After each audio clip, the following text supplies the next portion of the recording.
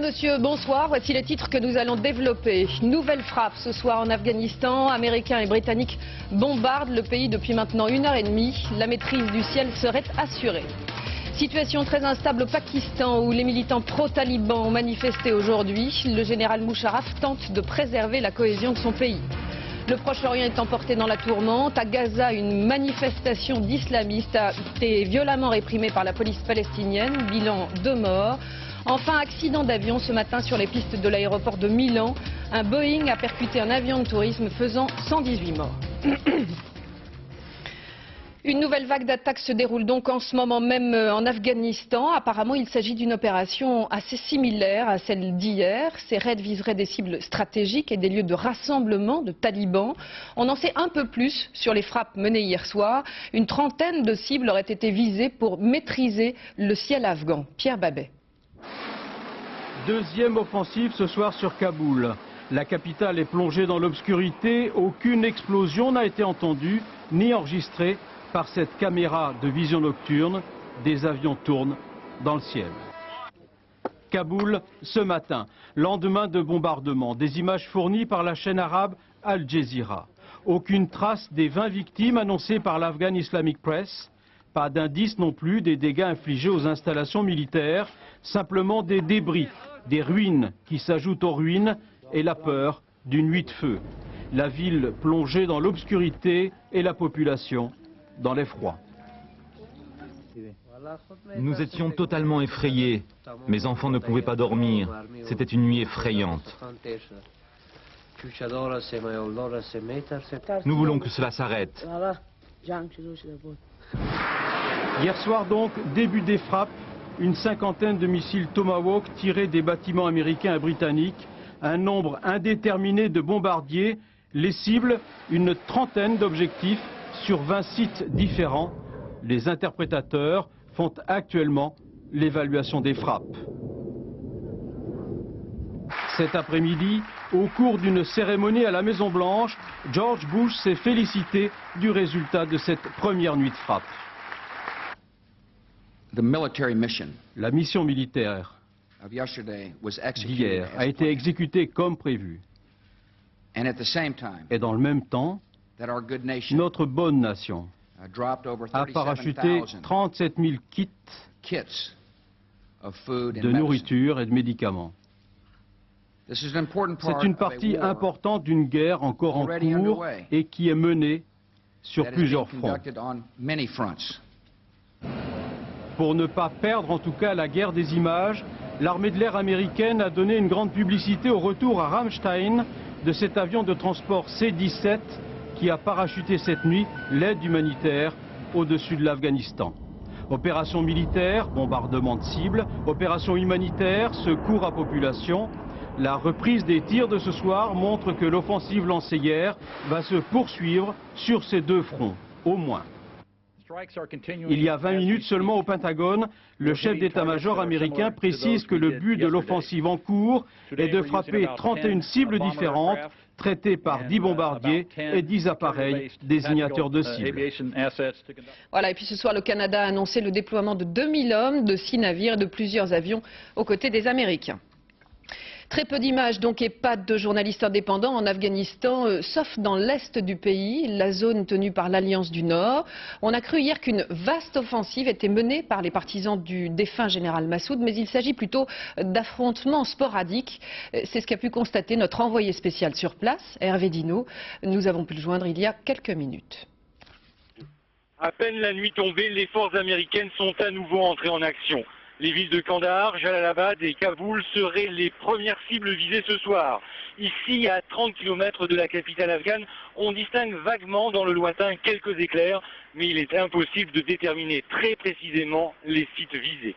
Les frappes d'hier ont atteint essentiellement des bases aériennes, des dépôts d'armes et de munitions, ainsi que les centres de communication des talibans. Celles de ce soir ont pour but d'atteindre d'autres centres névralgiques. Les Américains semblent avoir adopté la stratégie du rouleau compresseur. Cette campagne de bombardement méthodique devrait durer plusieurs jours. Ils ont déjà causé de nombreux dégâts matériels, mais semblent aussi avoir affecté le moral de certains commandants talibans. 2 d'entre eux sont passés aujourd'hui à l'ennemi en menant dans leur sillage 1 millier d'hommes. Du côté de l'Alliance du Nord, on se réjouit évidemment de ces frappes, même si à demi-mot, on les jugeait aujourd'hui insuffisantes. Insuffisantes en tout cas pour se lancer dans une offensive terrestre générale. Certes, les Moudjahidines seraient en passe de reconquérir Mazar-i-Sharif dans le nord du pays, mais partout ailleurs, ils sont en position d'attente. Ils ne devraient pas passer à l'attaque avant plusieurs jours. Et puis la journaliste britannique Yvonne Ridley, qui était détenue par les talibans depuis le début de la semaine dernière, a été libérée ce soir. Elle est arrivée à Peshawar, au Pakistan, en provenance de la frontière afghane. Après l'Afghanistan, justement, la situation au Pakistan, c'est sans aucun doute le pays qui risque le plus d'être déstabilisé par cette intervention militaire.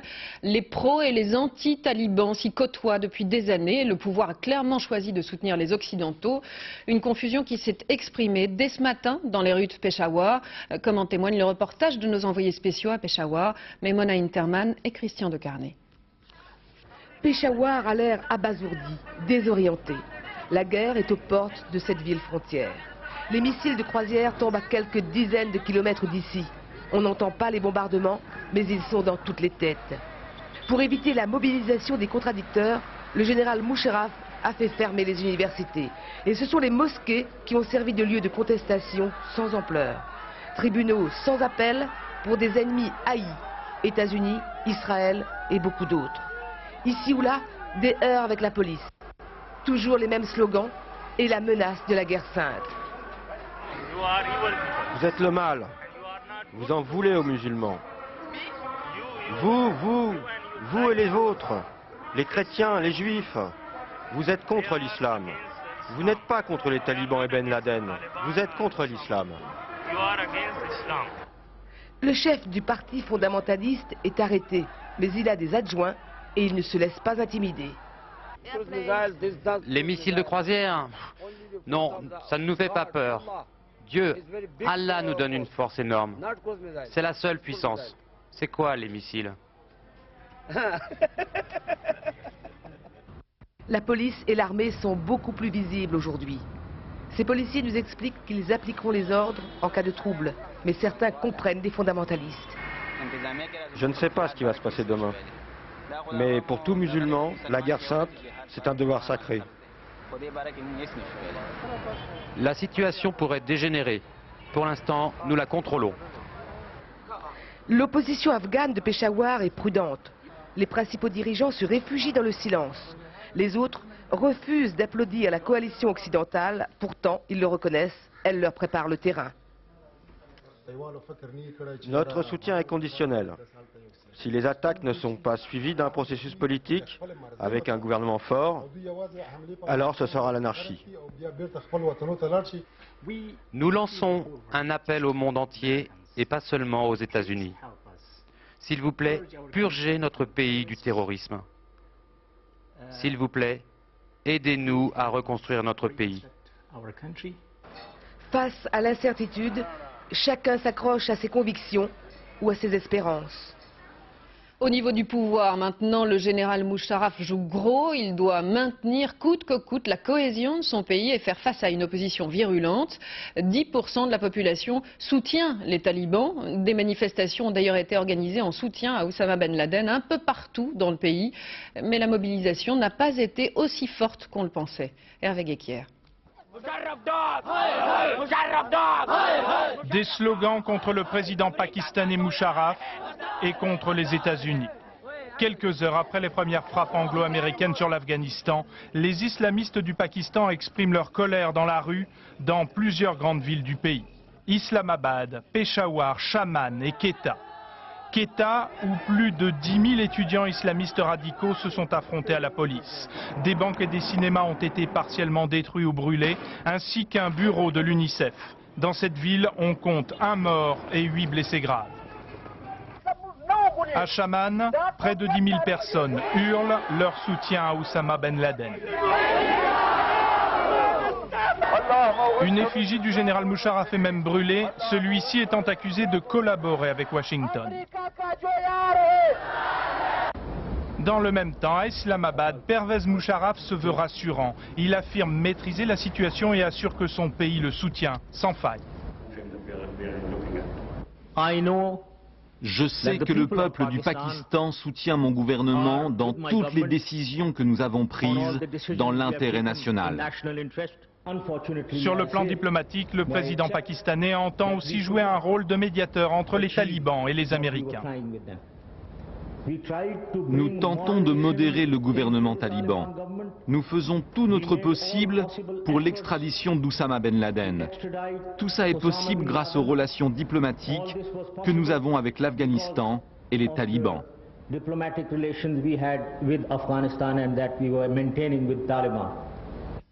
Des talibans toujours présents à Islamabad, toujours prêts aussi à jeter de l'huile sur le feu. Ce matin, l'ambassadeur des talibans au Pakistan a déclaré que les États-Unis étaient une puissance terroriste. Et nous retrouvons en direct de Peshawar notre envoyé spécial Memona Interman. Memona, les manifestations d'aujourd'hui étaient un premier test, mais c'est véritablement demain que nous saurons si les fondamentalistes peuvent mettre en danger le pouvoir. C'est vrai qu'il y a eu des violences aujourd'hui à Quetta, c'est vrai que les images que vous avez vues sont épouvantables, mais en même temps on peut dire que dans un pays de 140 millions d'habitants, quelques dizaines de milliers de personnes dehors, ce n'est pas beaucoup. Donc les fondamentalistes, pour l'instant en tout cas, n'ont pas réussi à mobiliser des foules considérables. On dit quand même ici que quelques dizaines de milliers de personnes suffisent à organiser la violence, et c'est sans doute pourquoi le général Musharraf verrouille son pouvoir pour tout contrôler. Il a limogé le chef d'état-major des armées, le chef des services secrets, plusieurs hauts dirigeants de l'armée, et on peut dire que tous ces gens-là avaient fait le coup d'état avec lui il y a 2 ans à peine. Le cas du chef des services secrets est particulièrement intéressant. Le général Mahmoud Ahmed était l'homme des talibans ici. C'est lui qui les a armés, c'est lui qui les a conseillés, c'est lui qui les a constitués. Et une fois dehors, on peut dire que probablement le général Musharraf doit constituer une équipe qui convient mieux aux États-Unis. C'est dans ce contexte que le général Colin Powell, le secrétaire d'État américain, doit venir à la fin de la semaine. Autour de lui, le général Musharraf pense stabiliser les choses maintenant. Mais il y a une rumeur qui inquiète et qui intrigue les gens ici, c'est qu'on dit qu'il y a 4 sosies de Ben Laden en Afghanistan. Merci Memona pour cette intervention en direct de Peshawar. Invité du 19-20, Gérard Chalian. Bonsoir, vous êtes géostratège, spécialiste des guérillas et des terrorismes. On voit bien que le Pakistan vit en ce moment des heures déterminantes. Est-ce qu'il y a pour vous un risque de déstabilisation du pouvoir Musharraf? Il y en a forcément un, dans la mesure où nous sommes dans une crise profonde. Mais à mon sens, le Pakistan de M. Musharraf va réussir à tenir le coup. D'une façon générale, M. Musharraf s'est rendu compte que la survie du Pakistan, c'est de se mettre du côté américain. Le pays est endetté, le pays avait des sanctions, le pays était en difficulté. Ils avaient appuyé les talibans parce que ça leur donnait ce qu'ils appellent une profondeur stratégique. Ça leur permettait de déboucher sur un éventuel oléoduc vers l'Asie centrale. Tous ces rêves s'effondrent, mais en même temps, il s'agit de savoir si on coule en même temps que les talibans ou si on survit en tant qu'État. Je crois que le choix est fait. Ils veulent que le Pakistan survive et puisse demain s'opposer à l'Inde, qui reste le grand rival constitutif. Alors Gérard Chalian, en intervenant de cette manière en Afghanistan, est-ce que les Occidentaux ne sont pas condamnés à rester de longs mois et peut-être même d'ailleurs de nombreuses années présents dans cette région? On pense notamment au risque nucléaire pakistanais. Oui, moi je ne crois pas du tout au risque nucléaire pakistanais. D'autre part, je ne pense pas du tout que c'est dans l'intention des Américains de s'accrocher au sol. Vous voyez, la grande différence avec les Russes, par exemple, c'est qu'il n'est pas question dans cette contre-insurrection, car c'est une contre-insurrection, c'est une expédition punitive que les Américains sont en train de mener. Ils ne cherchent pas à occuper le territoire. C'est ça qui est très difficile quand vous cherchez à faire de la contre-insurrection. Avoir des troupes nombreuses, tenir les sites stratégiques, s'occuper de quadriller les villes, rien de tout cela. Ils bombardent des sites choisis, la maîtrise de l'air, détruire les communications de l'adversaire, détruire ses concentrations, envoyer des troupes légères qui vont rester 2-3 jours. Mais pas de guerre d'occupation. Et pas, voilà. Voilà pourquoi l'ensemble, si vous voulez, du choc massif sera bref et que le retrait sera le plus rapide possible. Alors lorsqu'on entend, comme on l'a vu tout à l'heure dans le reportage, ces manifestants qui défilent dans les rues, qui appellent à la guerre sainte, à la généralisation du conflit entre musulmans, chrétiens et juifs, on les a entendus. Est-ce que pour vous, c'est un risque réel après ces frappes ? On ne les évitera pas. Je veux dire qu'on va voir partout, dans de nombreux pays musulmans, une frange de la population, un secteur d'insatisfaits, de gens qui sont enflammés par Ben Laden, ou etc. Mais importante ou pas? Mais non, pas importante, mais active. Je pense que les États veilleront à ce qu'ils contrôlent la situation. Il en va de leur survie. Je fais une très grande différence entre des foules protestantes faisant des démonstrations, criant à bas machin, etc. Et puis l'organisation politique d'un mouvement capable de véritablement déstabiliser un État. Or là, à quelques rares exceptions près, il n'y a pas l'appareil pour déstabiliser. Le Pakistan aurait été le seul à avoir une armature de parti, etc. Mais Musharraf, je veux dire, le sait parfaitement. Il a d'ailleurs limogé le patron des services spéciaux qui, en Pakistan, était un État dans l'État. J'espère pour lui qu'il a homogénéisé son équipe et qu'il va ressortir de cette crise indemne. Gérard Chalian, merci d'être venu sur le plateau du 19-20. Au centre de cet échiquier déjà complexe, il y a aussi une pièce très importante. Il s'agit de l'Alliance du Nord, ceux qui depuis des années maintenant s'opposent aux talibans à l'intérieur même de l'Afghanistan. Ils ont bien sûr été choqués et même déstabilisés par l'assassinat de leur chef charismatique, le général Massoud, mais ils pourraient bien jouer un rôle déterminant dans les semaines à venir. Jean-Yves Serrand. L'Alliance du Nord, d'abord une alliance ethnique. Des Tadjiks, des Ouzbeks, des Hazaras, toutes les minorités du nord de l'Afghanistan, alors que le sud du pays et les talibans sont majoritairement Pashtuns. L'Alliance du Nord, une alliance militaire.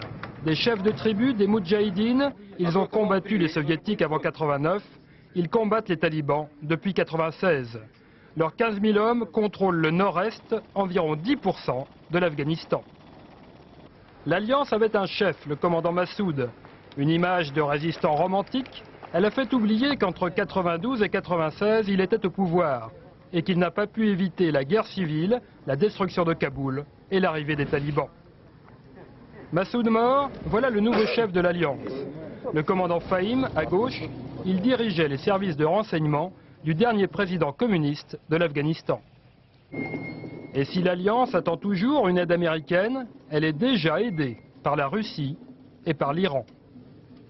Voilà qui explique que les tribus pashtunes anti-talibans, réunies ici à Peshawar, qualifient l'Alliance du Nord d'un ramassis de communistes.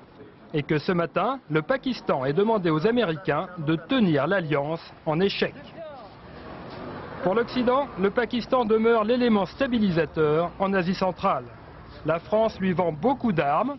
Aujourd'hui, le ministre français de la Défense déclare que l'Alliance du Nord n'est pas l'alternative politique en Afghanistan. La soirée d'hier a été marquée par deux événements forts. Les frappes menées par les Américains et par les Britanniques, bien sûr, mais aussi par la première intervention télévisée d'Oussama Ben Laden depuis les attentats du 11 septembre. Une cassette préenregistrée arrivée récemment sur le bureau de la télévision Al Jazeera à Kaboul. Les présentateurs au Qatar ont découvert cette interview pendant sa diffusion. Ils n'avaient pas pu la visionner plus tôt. François Guillaume. Hier soir, Kaboul est sous les bombardements. Le correspondant de Al Jazeera, la chaîne du Qatar, est en direct de la capitale afghane. Tout à coup, en plateau, le présentateur est troublé. Oui, j'entends, mais il y a un problème technique. Et maintenant, ajoute-t-il, voici des images diffusées en direct. Des images qui peuvent donner une idée sur l'atmosphère qui règne à Kaboul en ce moment. Problème, le commentaire n'a rien à voir avec les images. Pas étonnant. Le présentateur ne connaît pas le contenu de ce qui va être diffusé. Les rédacteurs en chef non plus. Les images sont retransmises en direct de Kaboul. Stupeur, les responsables de la chaîne découvrent à l'antenne Oussama Ben Laden entouré de ses lieutenants. Que s'est-il passé? Réponse du producteur du journal d'hier. On était en train de faire une interview avec notre correspondant et il nous a dit que les gens de Ben Laden viennent de lui remettre une cassette qui a été tournée après les attaques contre New York et Washington. Et lui-même, il ne savait pas ce qui se trouvait sur cette cassette-là. Il a dit, je vais vous jouer cette cassette-là et on a pris la décision de la prendre à l'antenne en direct. Sans savoir ce qu'il y avait dedans. Sans savoir ce qu'il y avait. C'est incroyable, non? Oui. Une cassette au contenu terrifiant. Pour la première fois, Ben Laden va évoquer les attentats, sans pour autant les revendiquer. Voici l'Amérique, frappée par Dieu Tout-Puissant en son point le plus vulnérable. Dieu a détruit ses bâtiments les plus prestigieux. Voilà l'Amérique remplie d'horreur, du nord au sud, de l'est à l'ouest. Que Dieu en soit remercié. Ce que l'Amérique endure aujourd'hui n'est qu'une infime copie de ce que nous vivons depuis des dizaines d'années. Dieu a béni un groupe de musulmans d'avant-garde, fer de lance de l'islam pour détruire l'Amérique. Que Dieu les bénisse et leur accorde une place de choix aux cieux. Puis viennent les menaces. À l'Amérique, j'adresse ces mots pesés. Je jure devant Dieu que l'Amérique ne connaîtra plus jamais la sécurité tant que la paix ne régnera pas en Palestine et tant que toutes les armées occidentales athées n'auront pas quitté les terres saintes de l'islam. Ces déclarations ont fait le tour du monde. C'était l'objectif de Ben Laden, surgir sur la scène médiatique au moment où les opérations militaires commençaient. Depuis plusieurs années, Al Jazeera est le vecteur des déclarations d'Oussama Ben Laden. Cette petite télévision du Qatar est l'unique média accepté en ce moment même sur tout le territoire afghan. Elle sera sans aucun doute une pièce maîtresse de la guerre des images qui va s'engager dans les jours à venir. Stéphane Lipper, Joy Banerjee. Ce micro est présent partout, même sur le perron de l'Elysée. En langue arabe, Al Jazeera signifie une île, mais cette télévision se veut ouverte sur le monde. Une volonté de l'émir du Qatar. Il a lancé cette chaîne il y a 5 ans, après sa prise de pouvoir. L'émir présent à Paris aujourd'hui a tenu à mettre les choses au point. Al Jazeera n'est pas le porte-parole de Ben Laden, dont elle a diffusé le message hier. Pendant la guerre du Golfe, CNN était la seule chaîne à retransmettre les discours de Saddam Hussein et on ne l'a jamais accusé d'être son porte-voix. Selon lui, si Ben Laden a choisi Al Jazeera, c'est parce que c'est la seule télévision présente en Afghanistan et qu'elle diffuse dans tout le monde arabe. Car cette chaîne d'information en continu a des moyens, de très gros moyens, et des bureaux dans toutes les capitales, Istanbul, Moscou, Londres et Paris, depuis juillet 2000, 7 salariés à temps complet installés tour Montparnasse. 3 journalistes, 4 techniciens, libanais, algériens et français, pour une télévision qui s'inspire d'un exemple américain. Tout le monde connaît la CNN pendant la guerre du Golfe, qui était la seule à Bagdad, et elle a transmis ces images partout dans le monde. Et si la CNN elle est devenue une référence médiatique dans le monde entier, notre chaîne, quand même, je peux dire qu'elle essaie de devenir une référence médiatique aussi pour le monde arabe. Mais l'exemple s'est inversé. Actuellement, CNN négocie pour obtenir la priorité des images d'Al Jazeera. Cet après-midi, Tony Blair a donné une interview à la chaîne de télévision arabe pour bien montrer qu'il ne s'agit pas d'une guerre contre l'islam, mais contre le terrorisme. Et si le prochain à s'exprimer sur Al Jazeera s'appelait George W. Bush, ce serait alors un fameux renversement de l'histoire. Dans les pays arabes, les réactions sont plutôt nuancées. L'Irak, l'Iran et le Soudan condamnent les frappes contre l'Afghanistan. La Ligue arabe appelle à la retenue et à ne pas élargir la confrontation. Et puis en Égypte, des milliers d'étudiants islamistes ont manifesté aujourd'hui contre les États-Unis. Le Proche-Orient, lui, est emporté dans la tourmente. À Gaza, une manifestation de soutien à Oussama Ben Laden a été réprimée par la police palestinienne qui a tiré sur la foule. 2 islamistes ont été tués. Yasser Arafat a bien du mal à contenir les mouvements fondamentalistes. Jean-Marc Pitt. Hier soir, sur toutes les télés du monde, Oussama Ben Laden faisait de la Palestine l'un de ses chevaux de bataille. Aujourd'hui, les étudiants de l'université islamique de Gaza lui manifestaient leur soutien quelques heures après le début des frappes qui ont touché l'Afghanistan. Une manifestation organisée par le mouvement du Hamas qui, tout comme le djihad islamique, condamne les représailles américaines. Nous considérons cette attaque comme une guerre contre l'islam et par conséquent, nous sommes du côté de nos frères afghans. L'autorité palestinienne est loin de partager cette position. Elle avait interdit cette manifestation et la police palestinienne a tenté de la disperser à coups de matraques et de grenades lacrymogènes. Des hommes cagoulés présents parmi les manifestants auraient alors ouvert le feu sur les policiers, déclenchant des tirs en retour. Le bilan de ces événements exceptionnels dans les territoires autonomes serait de 2 morts et de 40 blessés, dont une dizaine de policiers. C'est aussi la certitude que les chefs de l'autorité palestinienne auront bien du mal à justifier leur choix de la carte américaine vis-à-vis de leur opinion publique. Un choix que Nabil Chat a tout du moins tenté d'expliquer au cours d'un voyage officiel en Hongrie. Mon opinion, c'est que la Palestine ne doit servir de prétexte à personne. Et je pense que la Palestine doit être considérée pour elle-même et qu'elle doit réclamer justice par elle-même. Yasser Arafat n'a pas quant à lui commenté les frappes d'hier. Il s'est rendu en Égypte où il a discuté dans la plus grande discrétion avec le président Moubarak de leurs possibles conséquences au Proche-Orient. Le président de l'autorité palestinienne a en tout cas choisi d'user de fermeté dans les territoires. À la suite des affrontements d'aujourd'hui, l'accès de la bande de Gaza est interdit aux étrangers, tout comme les interviews filmées de Palestiniens sur les événements d'Afghanistan. En Europe, un pays plus que les autres est susceptible de ressentir violemment les conséquences de cette attaque. Il s'agit de la Grande-Bretagne, très engagée auprès des États-Unis et où la communauté pakistanaise est importante, plus de 2 millions de personnes. Des Pakistanais qui condamnent fermement l'attitude américaine. Reportage à Southall, le quartier pakistanais de Londres, de Marie-Pierre Courtelmont et Jean-Pierre Ekmal. La rue principale n'a rien perdu de son calme. L'écho des bombardements sur Kaboul commence juste à parvenir à Southall. Afghans, Pakistanais, Somaliens, 200 000 musulmans vivent dans cette banlieue à l'ouest de Londres. Pour la plupart des petits boulots, coiffeurs, cuisiniers. Ils ont tous lu la presse pakistanaise. Ben Laden est en première page, mais les articles sont modérés. Pourtant, les lecteurs sont inquiets. Il n'y a pas que des talibans en Afghanistan. Il y a des gens vraiment pauvres dans ce pays. Certains vont perdre leurs enfants, d'autres leurs parents. Plus loin chez le disquaire, des mots encore plus durs. Le sang américain vaut plus cher que le sang d'un musulman. C'est ça leur point de vue. Regardez, combien il y a eu de morts en Palestine, en Tchétchénie. Et là, personne n'a bougé. Mais Tony Blair soutient vraiment les Américains. Oui, mais les Occidentaux se soutiennent entre eux dans ce genre de circonstances. Ils font toujours cela. Et à la mosquée, avant la prière, la colère est à peine contenue. Un jeune Afghan nous interpelle, mais sa révolte, il refuse de la dire en anglais. Il ne veut s'exprimer que dans sa propre langue. Ils sont en train de tuer des gens innocents. Ils prennent le peuple afghan pour cible. Ils n'ont pas vérifié qui sont les auteurs. Les Américains, ils attaquent directement. Les talibans, ils étaient prêts à coopérer. Ils ont juste demandé des preuves aux Américains.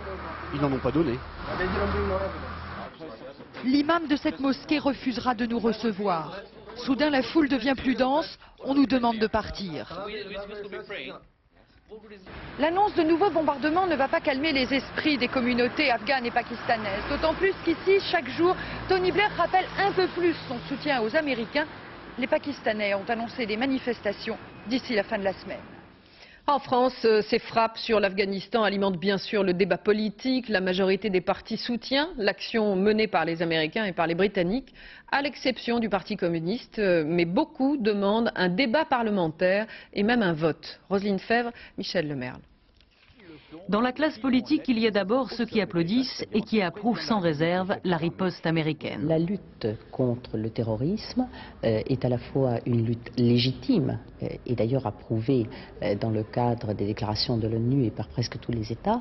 Elle est également une nécessité car ce sont tous les États, toutes les démocraties qui peuvent en être victimes et la France au premier titre. La France est aux côtés des Américains parce que nous sommes solidaires de ce qui est arrivé le 11 septembre. Nous sommes solidaires de la lutte contre le terrorisme et nous sommes solidaires de l'action qui doit maintenant être engagée pour lutter contre toutes les formes de terrorisme. Et puis il y en a d'autres qui disent oui mais, ceux qui pensent qu'il ne faut pas trop en faire. La pire des choses serait que, en fait, cette riposte militaire nous entraîne dans un engrenage qui, au bout du compte, s'inscrive dans le piège que nous a tendu Ben Laden et les talibans. Mais il y a ceux qui, au contraire, pensent que l'on n'en fait pas assez, que la France peut aller plus loin avec en prime quelques questions. Je pense même que l'engagement de la France, à l'heure qu'il est, n'est pas à la hauteur de cette menace. J'aurais préféré que le président de la République ne soit pas prévenu à la dernière minute. J'aurais préféré que le ministre des Armées ait l'air au courant au lieu d'apprendre en direct sur un plateau de télévision les premières frappes. Et je m'interroge sur les raisons de cette absence française au début. Le oui mais aussi pour le républicain Jean-Pierre Chevènement. Il estime que l'attaque est légitime, mais exige un débat au Parlement. Et enfin, il y a ceux qui disent d'abord mais avant de dire oui. Les Verts réclament un vote au Parlement. Les Français ont le droit d'en savoir davantage sur les intentions de leur gouvernement, sur les buts poursuivis par la coalition internationale, sur les moyens qui seront mobilisés à cet effet. Aller plus loin ou pas dans le soutien aux Américains, la question sera sans doute débattue au Parlement, mais probablement sans vote. Le gouvernement ne prendra sûrement pas le risque de mettre en exergue les divisions de la majorité plurielle. L'actualité en marge des frappes en Afghanistan maintenant. Un accident d'avion a fait 114 morts ce matin à l'aéroport de Milan-Linate. Un Boeing a percuté au sol un petit avion d'affaires avant de s'encastrer dans un bâtiment de l'aérogare. Le brouillard est en partie à l'origine de la catastrophe. Patrick Esther. Le MD-87 scandinave a fini sa course en percutant le hangar à bagages de l'aéroport de Milan-Linate. Les secouristes ne sauveront aucun des 104 passagers et des 6 membres d'équipage. 4 bagagistes qui travaillaient dans le bâtiment ont également été tués, ainsi que les 4 occupants d'un petit avion d'affaires responsable de cette dramatique collision. Un Cessna pulvérisé sur place. 8h15 ce matin, l'avion scandinave s'engage sur la piste. Il vient de recevoir l'autorisation de décoller. La visibilité est réduite à 50 mètres en raison d'un épais brouillard. Le pilote met les gaz et lance l'avion à plus de 350 km/h. Ce qu'il ne sait pas, c'est que plus loin, un Cessna s'est perdu dans le brouillard en essayant de trouver un accès plus court pour atteindre la piste de décollage. Le MD-87 le pulvérise, ricoche et heurte le bâtiment 1 kilomètre plus loin. Le radar à terre, utilisé habituellement en cas de brouillard pour surveiller les pistes, était en maintenance. Dans la tour de contrôle, les techniciens n'ont rien vu venir. Selon la direction de l'aviation civile italienne, le contrôleur n'a commis aucune faute. Il aurait appliqué des procédures adaptées à ces circonstances, des procédures que le pilote du Cessna n'a pas respectées. Tout de suite, les autres titres marquants de l'actualité en bref et en images avec Jennifer Alberts. Aucune peine requise contre Dominique Strauss-Kahn. Cet après-midi, dans son réquisitoire, le parquet de Paris a semblé convaincu par les explications de l'ex-ministre de l'économie. DSK était jugé pour faux et usage de faux dans l'affaire Nef. Fin du procès mercredi avec les plaidoiries de la défense. Les avocats de DSK devraient demander la relaxe. La décrue continue dans le Gard, après les pluies diluviennes qui se sont abattues sur le département dans la nuit de samedi à dimanche. En 8 heures, il est tombé l'équivalent de 6 mois de précipitations. Outre les dégâts matériels, on compte une victime. Un pompier volontaire s'est noyé dimanche près d'Alès en tentant de secourir une automobiliste coincée sur le toit de sa voiture. Ce soir, Météo France appelle les habitants du sud-ouest à la prudence. De violentes averses sont annoncées pour demain. Le centre de médecine préventive de Nancy déclaré responsable d'une erreur de diagnostic. Il était assigné en justice par le mari d'une patiente morte en septembre 2000 d'une tumeur au poumon. Les médecins du centre n'avaient jamais identifié cette tumeur, pourtant visible sur des radiographies dès 1994. Montant des dommages et intérêts, environ 126 500 €, soit plus de 830 000 francs. Première émission pour M Toulouse. Cette radio de solidarité s'adresse aux habitants de la ville rose, sinistrés par l'explosion d'AZF. Mise en place par Radio France, elle émettra 7 jours sur 7, de 7h30 à minuit, jusqu'à Noël. Tout de suite, le rappel des titres de votre région, la météo de Florence Klein, soir 3, c'est à 22h35 avec Laurence Bobillier. Bonsoir.